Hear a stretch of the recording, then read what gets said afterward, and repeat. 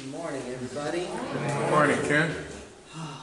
Alright, it's going to be a short one. What's that? That good, right? That good. Yes. Glad that I got to wake up in my own bed this morning. So it's going to be a short one this morning. It's very difficult to do this while doctors are coming in every 15 minutes and poking and prodding and waking up an infant. Or having to pay attention to the other one. But thank you all for your prayers. Harley is doing much better. It was an interesting experience that I hope we don't have to relive anytime soon. Yeah. But this week we're looking at the period of Israel's history known as the divided kingdom. Fire truck's over there. This is another interesting place in the Bible to compare the books of Chronicles and Kings, because the authors of these books tell a very different story than each other. And it shows how these books really are political and theological documents, not so much history. The point both of them try to make is that the point of the exile was the idolatry of the nation. The point of Kings is that the northern kingdom is bad beyond all repair. Chronicles doesn't talk so much about the northern kings unless it's trying to make a point about the southern kings. They both have a very anti-northern bias, and historically that makes sense because the northern kingdom of Israel is exiled first, and those 10 tribes are never to be heard from again. They don't come back. Their story ends. The southern tribes, Judah, Simeon, and Levi, and remnants of the others, are eventually exiled to Babylon, but they maintain their identity and they're eventually allowed to return to the land. And the people who return are the people who write these books, and they're trying to make sense of these national tragedies. So last week you all looked at Solomon with Will. Now Solomon has died, Solomon's empire. Now Solomon has died, and there's a power struggle to replace him. This is one of those interesting differences. Chronicles paints this very rosy picture of the reign of Solomon. According to the chronicler, Solomon did nothing wrong. Solomon's this great guy. There's no reason for anything bad to have happened because of Solomon. Kings tells a very different story, right? About how Solomon allowed idolatry, how he introduced idolatry into the worship practices. Chronicles also leaves us with the impression that Solomon was loved by everybody. That's challenged a couple of verses later when we get into what happens immediately after his death when Rehoboam is declared king. And Rehoboam is challenged immediately by the northern tribes about taxes and other domestic political issues like forced labor.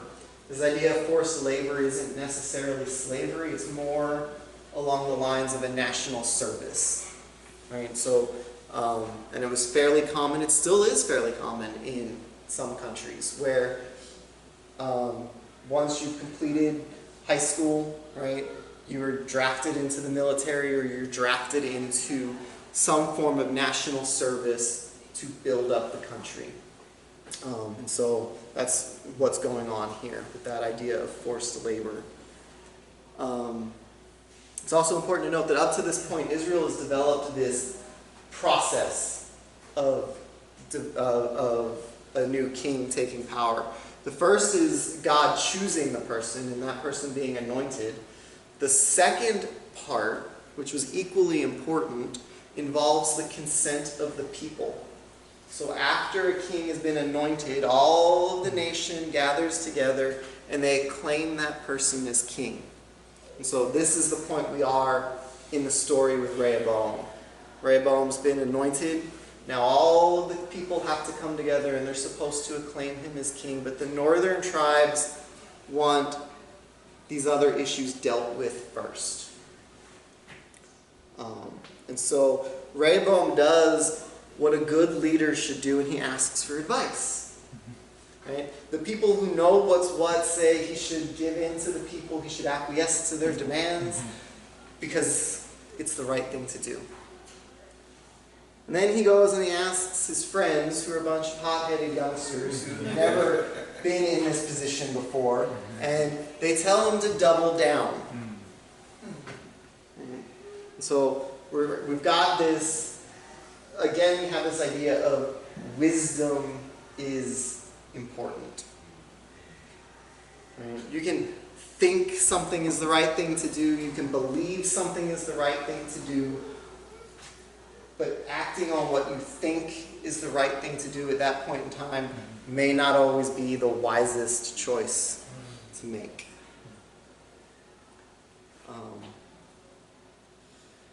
And so remember in Ruth, when I'd mentioned in the book of Ruth, there's a bunch of Hebrew euphemisms and dirty jokes and innuendos.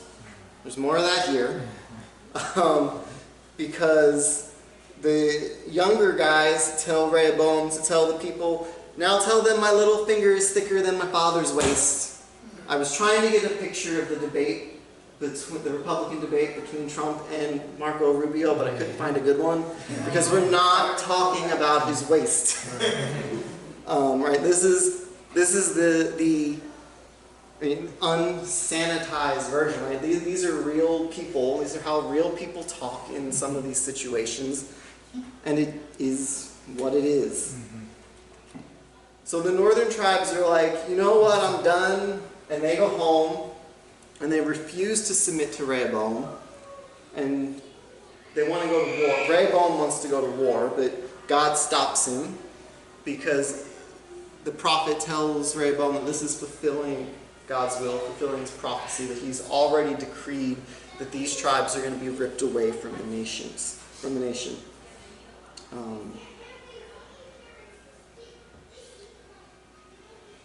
And specifically, this happens because of Solomon's sin, according to the writer of Kings.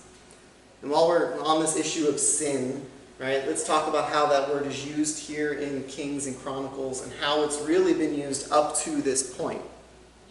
Right? We think of sin as a bunch of different things, right? A bunch of different actions or inactions. And avoiding sin, or this idea of sin, is to control or modify people's behavior. Right? But if we look here in Kings and Chronicles, the issue of sin has less to do with behavioral modification and more, or is used almost exclusively to describe idolatry. Right? That is the sin that, according to these writers, leads to the exile. Right? All of the other things, the violations of the law, the things that we might consider to be sin, wasn't relevant to what happened for Israel to be exiled. This leads us to Jeroboam's, that's the divided kingdom. So it leads us to Jeroboam's error. In order to preserve his own power, like the video said, right, and to keep people from going back to Jerusalem, he creates these golden calves, which are also supposed to draw us back to Exodus, right? These are your gods who brought you out of Egypt. And he doesn't necessarily say these are different from Yahweh, but this is Yahweh, is what he's saying. He also allows anyone who's willing to pay a price to become a priest, even if they don't have any Levitical heritage. And then what follows is a series of kings in the north and the south who are varying degrees of bad. And bad always relates to, or their degree of bad relates to their toleration of idolatry.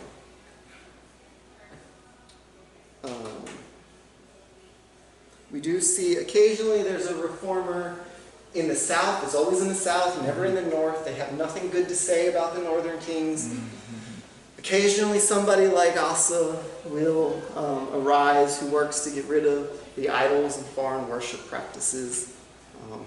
But it's never completely.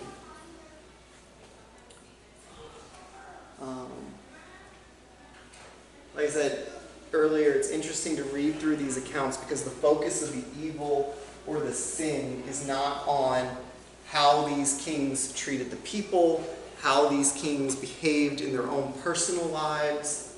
The sin, the evil of the nation is their practice of idolatry. Right, occasionally, hold on.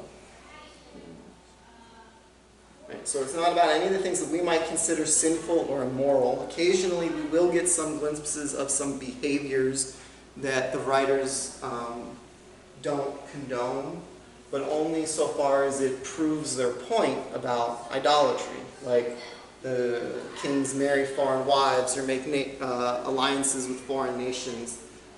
That's brought up not because the author may necessarily believe those things are sinful, but because it led to the toleration or practice of idolatry. So perhaps we should pay attention to the text here in Kings and Chronicles and see that what we might consider to be the things of most importance, a person's behaviors, their morality, their holiness, may not be the thing that God is most concerned about. Yeah, those things are important, right? But perhaps their attitude towards God may be slightly more important, right? The relationship exists, and then the behaviors follow. I think a lot of times in the modern church we have that backwards, where Christianity, the culture wars, right? It's to try to control other people's behavior in the hopes that they'll develop a relationship with God, and that is backwards.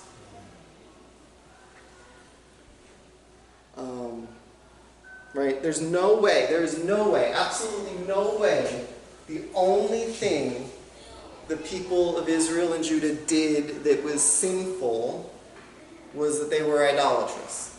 Right? No way. But that is the sin, and that is the thing that leads to the exile, because their relationship with God is not what it was supposed to have been.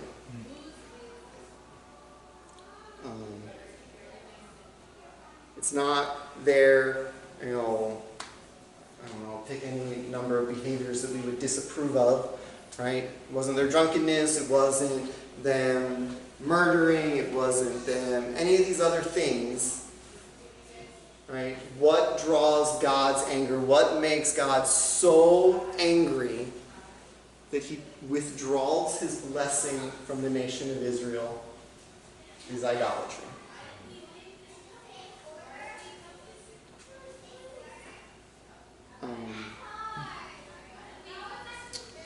So, like I said, you can read through Kings and Chronicles.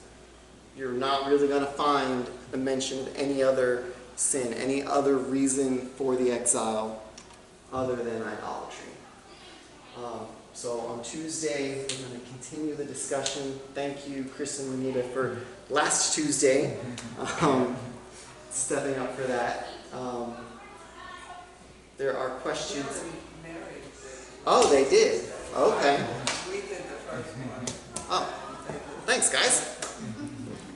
All right, so that's Tuesday. Next week, we're looking at chapter 15 of the story, God's messengers. We're going to look at Elijah and Elisha and somebody else whose name I can't remember which one.